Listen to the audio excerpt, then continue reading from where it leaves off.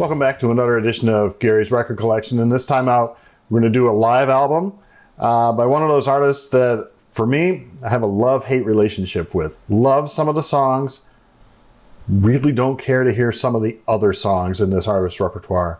And who are we talking about? It is Bob Seger and the Silver Bullet Band. We are going to talk about the album Live Bullet, which came out in '76, recorded in 1975. Here is my vinyl copy.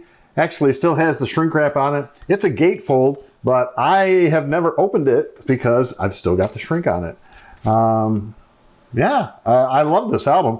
The big song on here is Turn the Page, which we heard on the radio all the time in the late 70s and in through the 80s.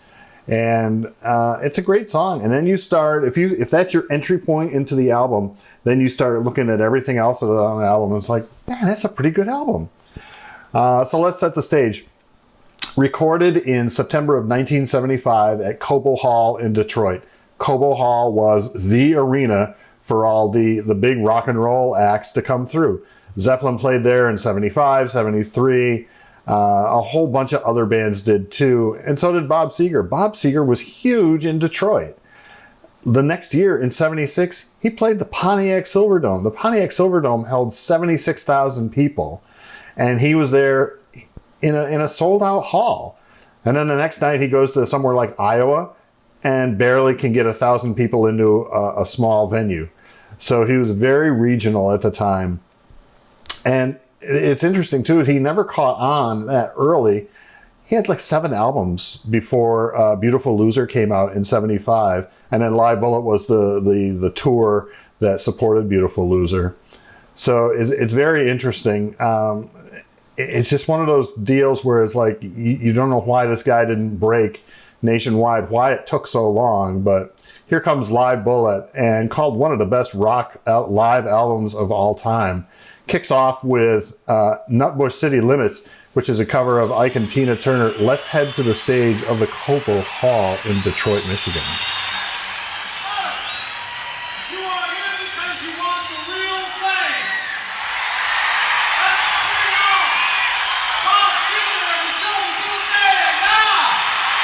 And they're going nuts. The crowd is going nuts. It's their hometown hero.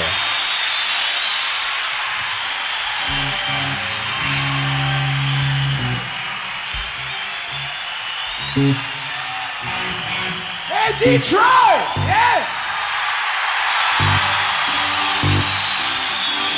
Woo!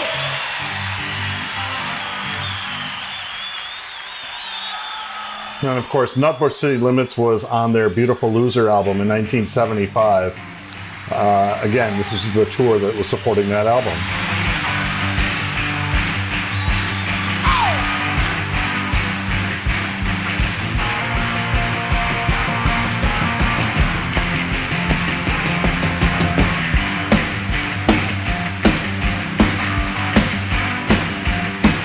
That's church house, gin house, a little schoolhouse outhouse on US 19. Hey, the people keep the city clean. They call it Nutbush. Nutbush. Nutbush City. Yeah, what a way to open up the show. And we're going to skip a little ahead here because Seger had this great thing where he loved to talk to the audience in the instrumental breaks. We're going to skip ahead here and hear a little bit of this as he's playing with the crowd. And it's his hometown crowd, remember.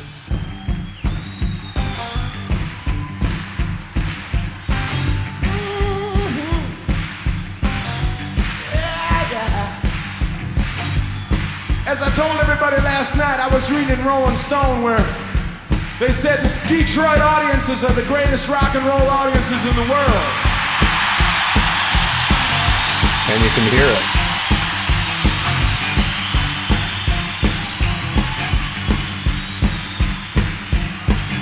I thought to myself, shit, I've known that for 10 years. Well, there you go. He's playing the crowd, and that's the way the big rock acts did it. They had that audience in the palm of their hand. And like I said, the next song that is on the is Beautiful Loser. The album and the song that they were on tour supporting. He wants to dream like a young man with the wisdom of an old man. He wants his home and security. He wants to live like a sailor at sea.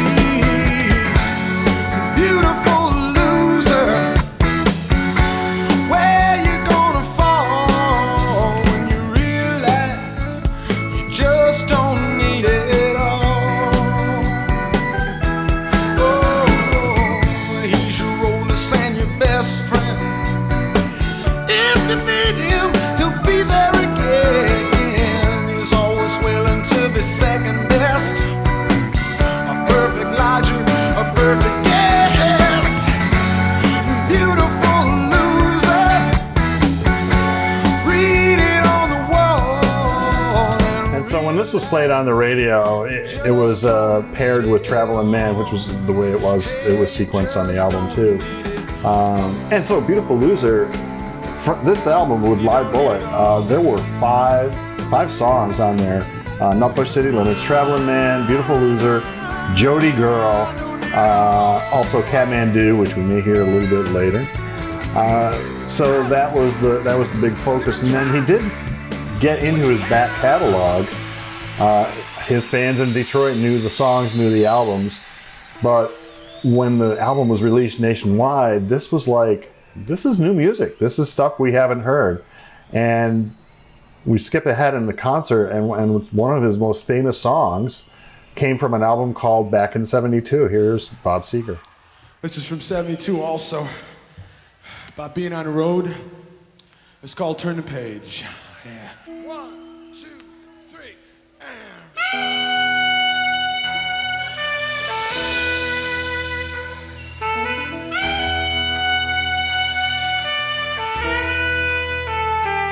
On a long and lonesome highway east of Omaha, you can listen to the engine moaning out his one-note song. You can think about the woman or the girl you knew the night before. But your thoughts will soon be wandering the way they always do when you're riding 16 hours and there's nothing much to do. And you don't feel much like riding, you just wish the trip was through.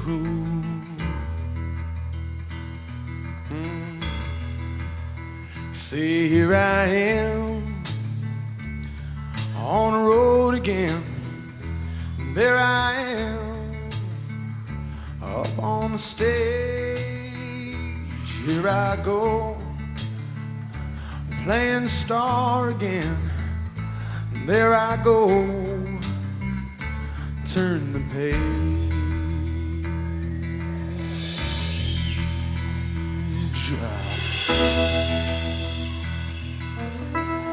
And a great, really autobiographical song about being on the road. And everybody thinks it's like this big, production where everything is glamorous and everything. Was like, man, you're schlepping between town to town, especially when you're trying to break into the industry. It's like, bus rides if you're lucky from town to town every night, probably maybe in the back of a station wagon if you're just starting out in 1971 or whatever. And that is all reflected in Turn the Page. And Turn the Page became just this huge radio hit that I've heard the studio version. It's like, I prefer the Live Bullet version. I'm more familiar with it, and I just think it has more authenticity to it. Seger started putting albums out in 1969, and one of his first album was called Ramblin' Gamblin' Man, and we have the title track for it. That's on the next side.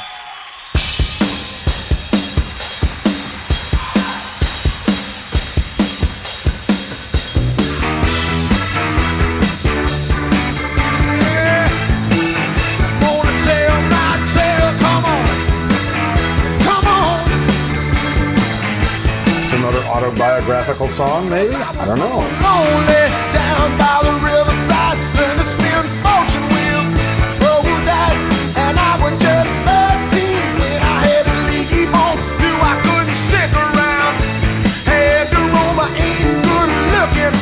but you know I ain't shy.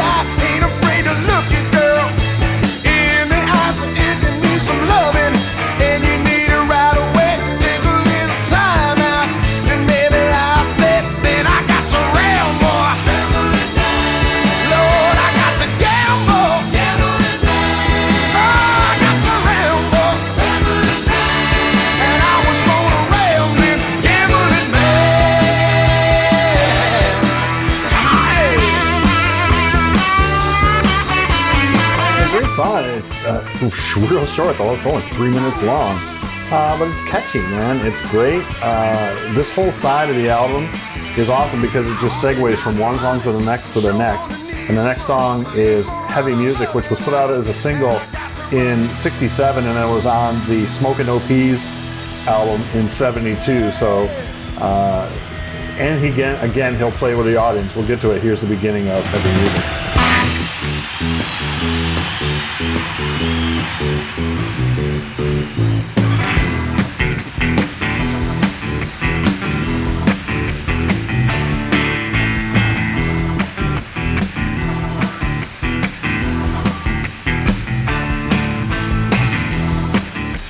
It's just a simple riff, and it just is awesome. Don't you ever listen to the radio when the big bad beat come on? I know you gotta dig a child, I know you can't stop. Come on a little too strong. I'm talking about heavy music. Heavy music. Heavy music. Heavy music. Heavy music. Heavy music. Heavy music. Heavy music.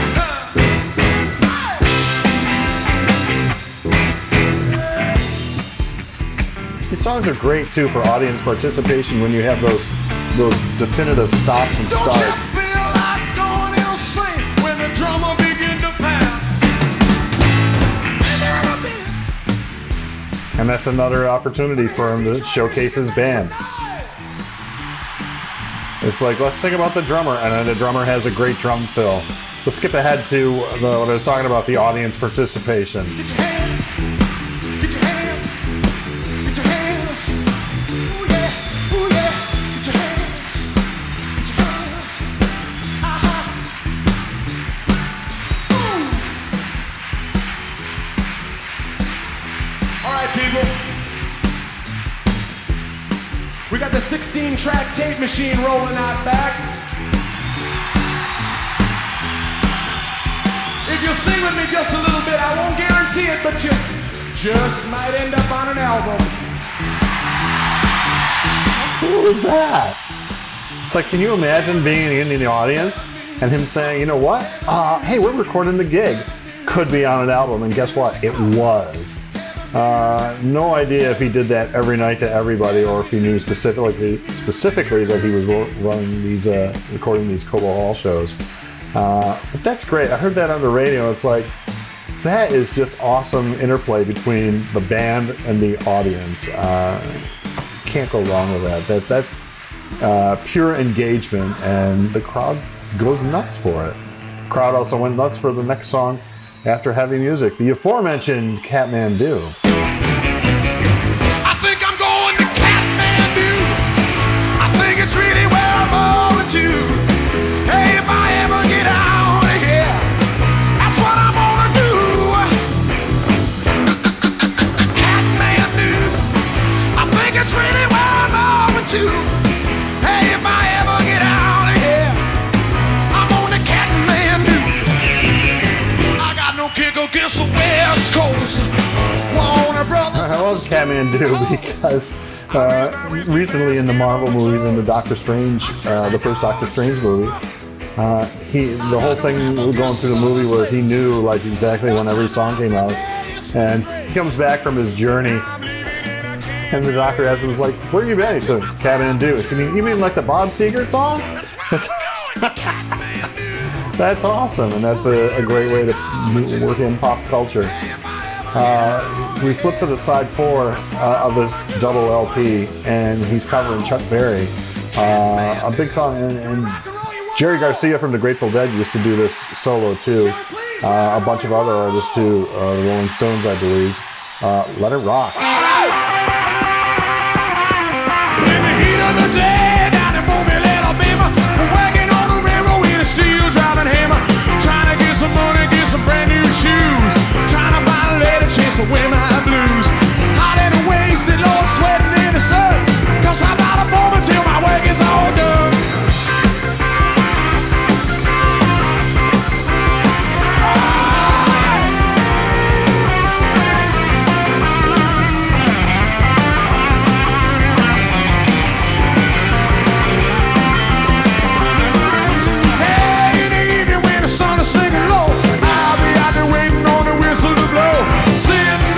Smoking out on the track, rolling them bones till my foreman get back.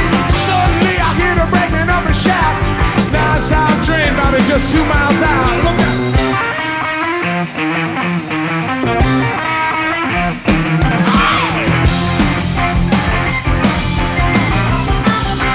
What a great way to close that concert out. You got Let It Rock, and it's just pushing the audience to want more and more and more. Again, a great album, Live Bullet, Bob Seger and the Silver Bullet Band. Okay, and now at the beginning I did tell you I have a love-hate relationship with them. There are some songs that I do not care for, Bob Seger, and a lot of people love him, and I'm just like, if I never hear him again, they're okay. And I got 2 of them. One is Like a Rock from the mid 80s, because it was on the Chevy commercials, like every 30 seconds on TV. It's like, you know what, enough of this. And the other one that is just oversaturated and overplayed is Old Time Rock and Roll. We can thank Risky Business and Tom Cruise for that. It's like, if I never hear that again, that's okay. And you know what, those 2 songs are not the body of his work.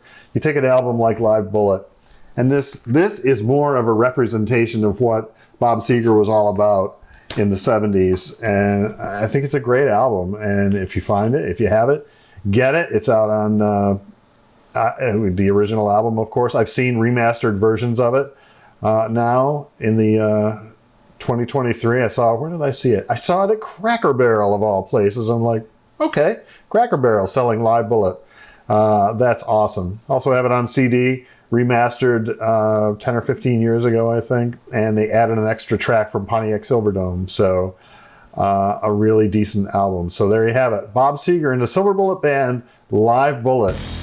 Hope you enjoyed this, and we'll see you again next time on Gary's Record Collection.